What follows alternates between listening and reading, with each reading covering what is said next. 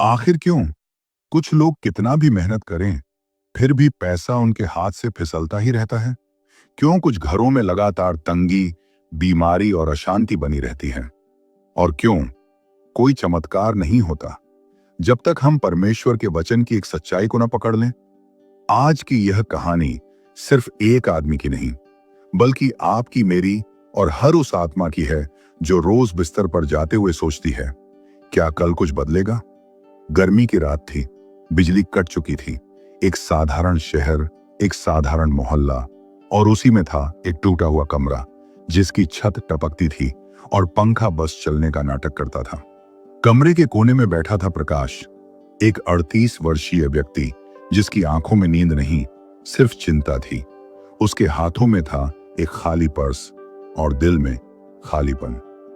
हे परमेश्वर, ये कैसी जिंदगी दे दी है तूने?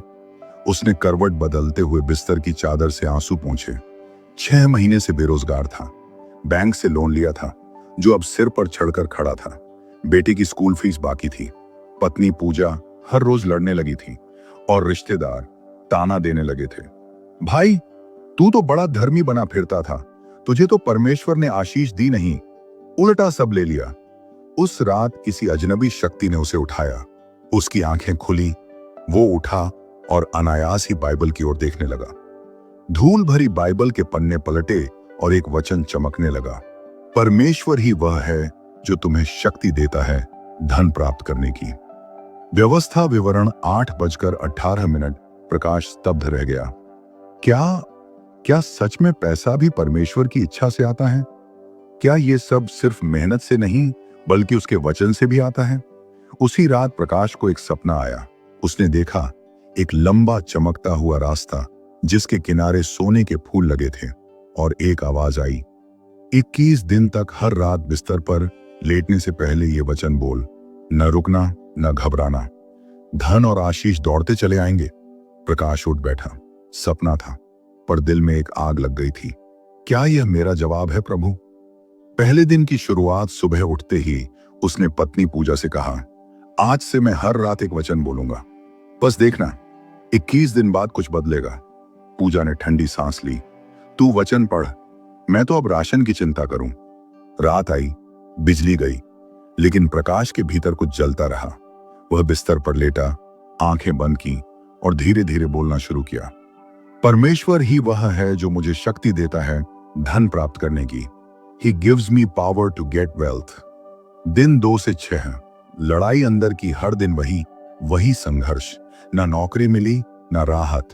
बीवी ताना देती, खुद को मूर्ख समझता, लेकिन हर रात सोने से पहले बिस्तर पर वही वचन बोलता, कभी आंसू के साथ, कभी ऊंची आवाज में, कभी डरते हुए। Faith is believing even when you don't see। प्रकाश देख तो नहीं रहा था, पर अब महसूस करने लगा था कि कोई सुन रहा है। दिन 7, पहला संकेत। एक पुराना दोस्त रवि, जो 3 साल पहले विदेश चला गया था, अचानक कॉल करता है, प्रकाश भाई, मैंने तुझसे 5,000 उधार लिए थे, याद है? मैं लौटाना चाहता हूं, तेरे अकाउंट में भेज दूं? प्रकाश की आंखें भर आईं। ये छोटा था, पर पहला संकेत था कि शायद परमेश्वर सुन रहा है। दिन 10, युद्ध और विश्वास। रात को जब वो वचन बोल रहा था, पूजा चिल्ला उठी, तू ये क्या कर रहा है? कोई चमत्कार नहीं होगा, तू पागल हो गया है क्या? प्रकाश ने कुछ नहीं कहा, बस आंखें बंद कर जोर से बोला, परमेश्वर ही वह है जो मुझे शक्ति देता है धन प्राप्त करने की। उसकी आवाज गूंजने लगी कमरे में। पूजा रुक गई। दिन 14, सपने में आवाज उस रात। फिर सपना आया। उसने देखा एक नदी जिसमें सोने की धार बह रही थी, और वही आवाज, तेरी आशीष रास्ते में है, तू रुक मत जाना। दिन 15, छोटी आशीषें। दूध वाला बिना मांगे 2 दिन का दूध छोड़ गया। भाई, बाकी बाद में ले लेना। बेटे की स्कूल टीचर ने खुद ही फीस में छूट दे दी। बच्चा होशियार है, चिंता मत करना। प्रकाश मुस्कुराया। उसने महसूस किया, यह वही है जो लिखा है, seek first the kingdom of God and his righteousness and all these things shall be added unto you. मत्ती 6:33। कई लोग कहते हैं, हमने बहुत प्रार्थनाएं की, लेकिन कुछ नहीं बदला। पर बाइबल कहती है, जो अंत तक धीरज धरता है वही उद्धार पाएगा। मत्ती 24:13। धन और आशीष सिर्फ तेजी से नहीं, धीरज से भी आती है। प्रकाश अब 21 दिन की उस चुनौती पर था जिसमें हर रात बिस्तर पर जाते हुए वह एक ही वचन बोल रहा था, डैड। 8:18। परमेश्वर ही वह है जो मुझे शक्ति देता है धन प्राप्त करने की। लेकिन क्या सिर्फ बोलने से कुछ बदलता है? आइए देखें। दिन 8। टूटे मन में उम्मीद की एक किरण सुबह सुबह प्रकाश मंदिर के बाहर से गुजरा। वहां एक वृद्ध आदमी बैठा था, फटे कपड़े पर मुस्कुराता चेहरा। बेटा, तेरा चेहरा चिंता से भरा है, तू खुश क्यों नहीं? प्रकाश ने धीरे से कहा। आशीष की तलाश में हूं बाबा। वृद्ध ने कहा, परमेश्वर की आशीष बाहर नहीं, वचन के अंदर है। जब तू उसे गहराई से बोलेगा तब बदलाव आएगा। उस दिन से प्रकाश ने वचन जोर से नहीं, भीतर से बोलना शुरू किया। दिन 9 से 12। शांति का अनुभव। जब वो बिस्तर पर जाता तो पहले की तरह रोता नहीं था। अब वह शांति महसूस करता था, जैसे कोई अदृश्य शक्ति उसकी आत्मा को सहला रही हो। उसने महसूस किया, आशीष सिर्फ पैसा नहीं होती, मन की शांति भी ईश्वर की दी हुई धन है। उसकी पत्नी पूजा ने भी नोटिस किया, अब तू चुप क्यों नहीं रहता? पहले तू रोता था, अब बस आंखें बंद कर बैठा रहता है। प्रकाश मुस्कुराया, क्योंकि अब मैं परमेश्वर से बातें करता हूं, शिकायत नहीं करता। दिन 13। अदृश्य दरवाजा खुलता है। एक पुरानी कंपनी जहां उसने इंटरव्यू दिया था अचानक से कॉल करती है, मिस्टर प्रकाश, हम आपके पुराने एप्लीकेशन को देख रहे थे, क्या आप 15 मिनट के लिए फोन पर बात कर सकते हैं? प्रकाश की धड़कनें तेज हो जाती हैं। फोन पर सवाल पूछे जाते हैं। अंत में पूछते हैं, आप जीवन की सबसे महत्वपूर्ण सीख क्या मानते हैं? प्रकाश जवाब देता है, धन वही टिकता है जो परमेश्वर की शक्ति से आता है, अपनी ताकत से नहीं। He gives me power to get wealth। लाइन के उस पार कुछ देर चुप्पी, फिर आवाज आई, welcome to the team mister Prakash. दिन 14। नौकरी मिल गई, फिर भी दिल क्यों कांप रहा है? पूजा दौड़ती आई, प्रकाश, नौकरी मिल गई, हम बच गए। लेकिन प्रकाश के मन में एक डर था, क्या मैं फिर से वही गलती तो नहीं दोहरा रहा? उसने फिर बाइबल खोली और एक वचन पढ़ा, मैं तेरे लिए भलाई की नहीं, बुराई की नहीं योजना रखता हूं। यिर्मयाह 19:11 उसे समझ आया। अब जो कुछ मिलेगा उसे परमेश्वर के साथ चलकर संभालना होगा, नहीं तो सब फिर हाथ से फिसल जाएगा। दिन 16 से 18। घर में बदलाव। अब घर में हल्का माहौल था। बेटा मुस्कुराता था, पूजा प्रार्थना करने लगी थी। लेकिन असली बदलाव यह था, अब प्रकाश बिस्तर पर लेटकर वचन सिर्फ बोलता नहीं था, बल्कि उसे जीता था। दिन 19। प्रचारक बनता जा रहा था। प्रकाश ने एक दिन पास की चाय की दुकान पर एक युवक को रोते देखा। उसने पास जाकर पूछा, क्या हुआ भाई? लड़का बोला, मेरे पास कुछ नहीं बचा, मां बीमार है और मैं बेकार हूं। प्रकाश ने कहा, 21 दिन तक हर रात बिस्तर पर लेटकर एक वचन बोल और देख परमेश्वर क्या करेगा। लड़का बोला, कौन सा वचन? प्रकाश ने धीरे से मुस्कुराकर कहा, देवारोणी 8:18, वह मुझे शक्ति देता है धन प्राप्त करने की। दिन 20। सपना जो बदल देगा रास्ता। उस रात प्रकाश को फिर वही आवाज सुनाई दी, पर इस बार वो सिर्फ वचन नहीं कह रही थी, बल्कि कह रही थी, प्रकाश, अब तू सिर्फ पाने वाला नहीं, बांटने वाला भी है। मैं तुझे धन दूंगा ताकि तू मेरी आशीष को दूसरों तक पहुंचा सके। दिन 21। आखिरी रात या नई शुरुआत। 21वें दिन की रात। प्रकाश के कमरे में शांति थी। उसने दिया जलाया, बाइबल के पास रखा और बिस्तर पर लेट गया। आंखें बंद कर ली। दिल से बोला, हे परमेश्वर, अब मैं तुझे सिर्फ आशीष देने वाला नहीं, जीवन देने वाला मानता हूं। मैं तुझसे पैसा नहीं, तेरा साथ चाहता हूं। फिर वही वचन, तू ही है जो मुझे शक्ति देता है धन प्राप्त करने की। बहुतों को लगता है प्रार्थना करो पैसा आएगा, पर परमेश्वर का तरीका अलग है। मैं तुझे तेरी समझ के अनुसार नहीं, अपने उद्देश्य के अनुसार दूंगा। यशायाह 55:8 से 9। प्रकाश ने 21 दिन पूरे किए थे। उसने सिर्फ वचन नहीं दोहराया, उसने उस वचन में डूब जाना सीखा। अब उसकी कहानी परिणाम नहीं, उद्देश्य की ओर बढ़ रही थी। नौकरी का पहला दिन, नया ऑफिस, नई कुर्सी, नया लैपटॉप। प्रकाश टेबल पर बैठा और एक गहरी सांस ली। उसने जेब से एक छोटा कार्ड निकाला। उस पर वही वचन लिखा था, परमेश्वर ही वह है जो मुझे शक्ति देता है धन प्राप्त करने की। उसने चुपचाप वह कार्ड टेबल पर रखा और धीरे से प्रार्थना की, प्रभु, अब यह नौकरी तेरी सेवा का जरिया बने, अहंकार का नहीं। सहकर्मियों का चकित होना। पहले हफ्ते में ही प्रकाश की ईमानदारी, समयनिष्ठता और नम्रता ने सबको प्रभावित किया। मैनेजर बोला, आप में कुछ अलग है प्रकाश। बाकी लोग भागते हैं लेकिन आप शांत रहते हैं, क्या राज है? प्रकाश ने जवाब दिया, मैं हर काम शुरू करने से पहले एक वचन बोलता हूं। कौन सा वचन? प्रकाश मुस्कुराया, देवतेरोनिमी 8, 18 बोनस और बढ़ोतरी। तीसरे महीने में ही एक नया प्रोजेक्ट मिला। प्रकाश ने एक हफ्ते में उसे पूरा कर दिया और कंपनी को 5 लाख रुपए का फायदा हुआ। एमडी खुद मिलने आया। प्रकाश जी, आपका ये सुझाव सुनकर हम हैरान हैं। हम आपको इस महीने बोनस और प्रमोशन दे रहे हैं।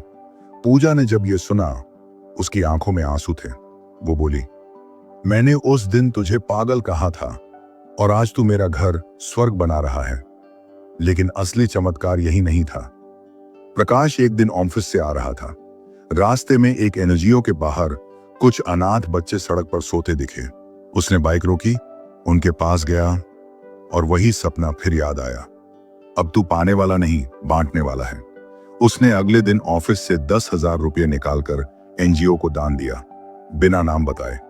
रात को बिस्तर पर जाते हुए वो वचन फिर बोला, पर इस बार एक अंतर था।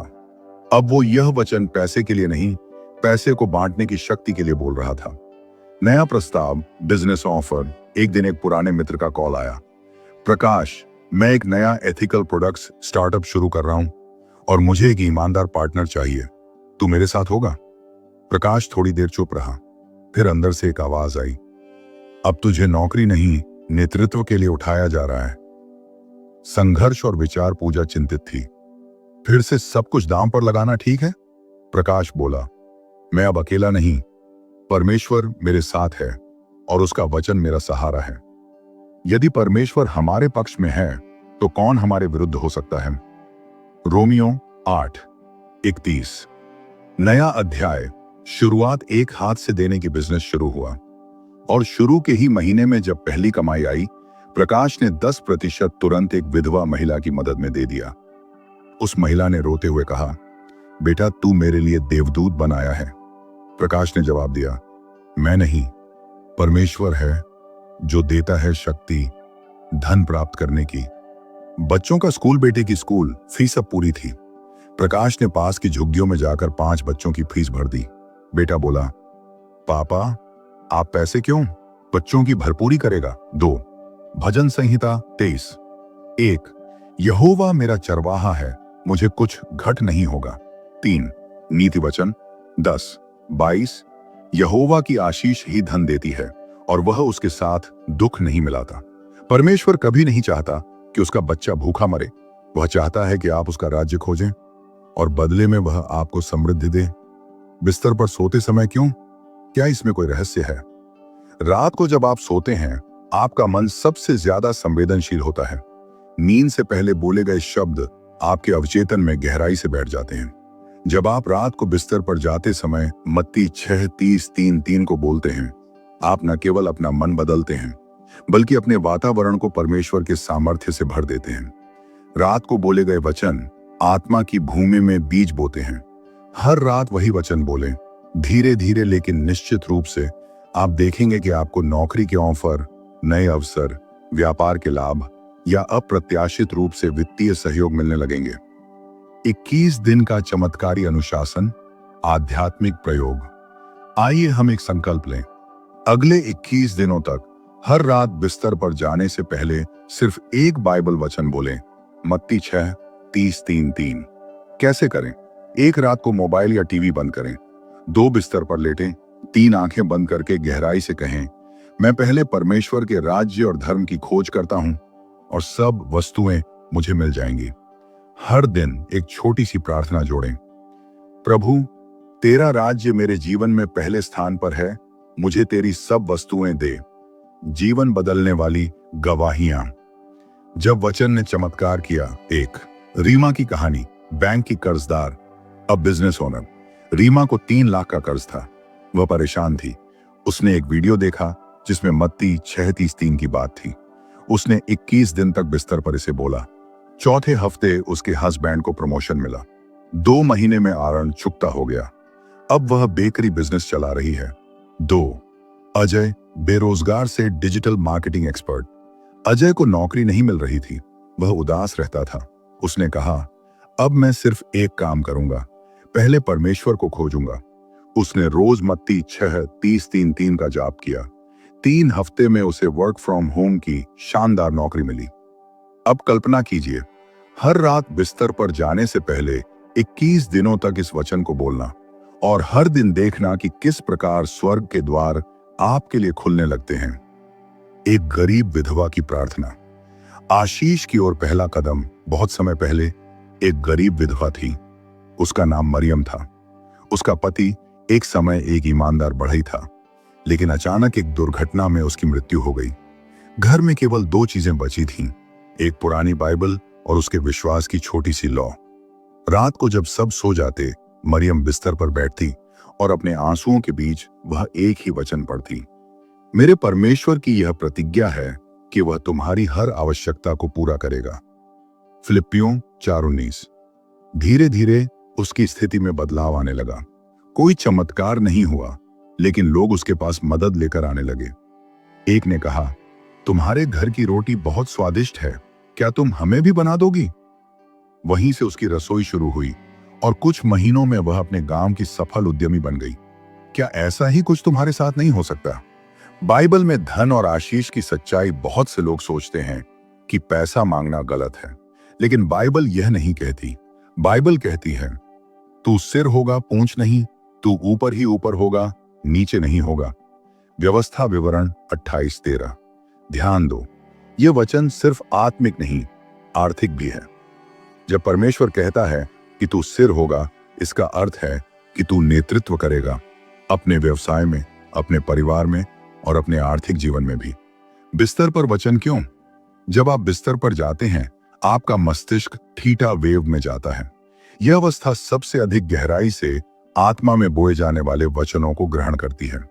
विज्ञान यह कहता है, और बाइबल इसे पहले से जानती थी, यही कारण है कि भजन 1:2 में लिखा है, वह दिन रात उसकी व्यवस्था में ध्यान करता है।